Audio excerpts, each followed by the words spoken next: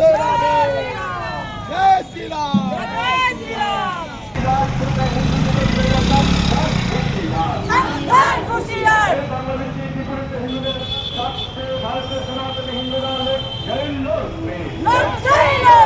বাংলাদেশে সংখ্যালঘু হিন্দুদের উপরে নির্যাতনের প্রতিবাদে ইসলামপুরে মিছিল।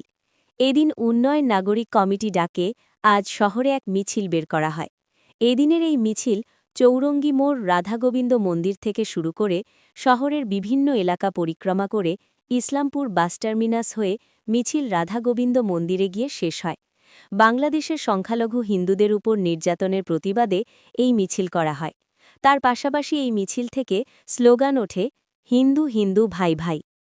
দেখুন, এটা তো গোটা ভারত জুড়ে হচ্ছে এবং গোটা ভারত কেন গোটা বিশ্ব জুড়ে হচ্ছে।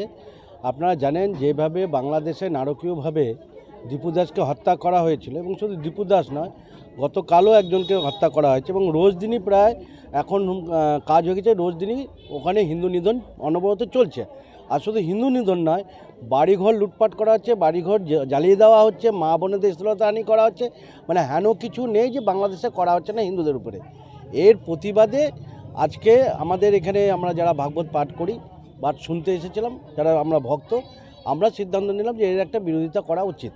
তাই আজকে আমরা এর একটা বিরোধিতা স্বরূপ আমরা এটা নেমেছি, এবং আমার মনে হয় যে আপনাদের মাধ্যমে প্রতিটি সনাতনী হিন্দুদের কাছে অনুরোধ রাখবো, আপনারাও এর প্রতিবাদ করুন, এবং ভারত সরকারের কাছে আবেদন রাখবো যে অতি দ্রুত যত তাড়াতাড়ি সম্ভব হয় বাংলাদেশের যে সরকার আছে তার উপরে চাপ সৃষ্টি করে এবং সেখানকার যে নিপীড়িত হিন্দুদের পাশে দাঁড়ানো এবং তাদেরকে রক্ষা করা। কারণ হিন্দুদের তো যাওয়ার জায়গা কোথা নেই, মুসলমানদের জন্য 68টা দেশ আছে, খ্রিস্টানদের জন্য অনেক দেশ আছে, কিন্তু হিন্দুদের জন্য কিন্তু কোনো দেশ নেই। তো হিন্দুদের জন্য হিন্দুরা একমাত্র তাকিয়ে থাকে ভারতের উপরে। তো ভারত সরকারের উচিত যে সেই সব সেখানকার নিপীড়িত হিন্দুদের পাশে দাঁড়ানো এবং একটা কড়া পদক্ষেপ গ্রহণ করা। আজকের মিছিল ছিল বাংলাদেশের দীপু দাসকে পিটিয়ে জীবন্ত একদম তাকে মারা হয়েছে আগুন দিয়ে, তার প্রতিবাদে আমাদের এই মিছিল।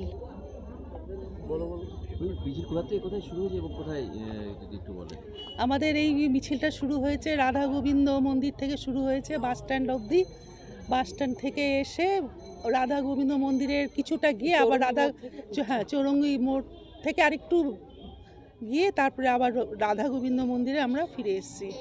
বলছি, এই যে নিয়মিত সংখ্যালঘুদের উপরে আক্রমণ, হত্যা এসব হচ্ছে, কি বলবেন?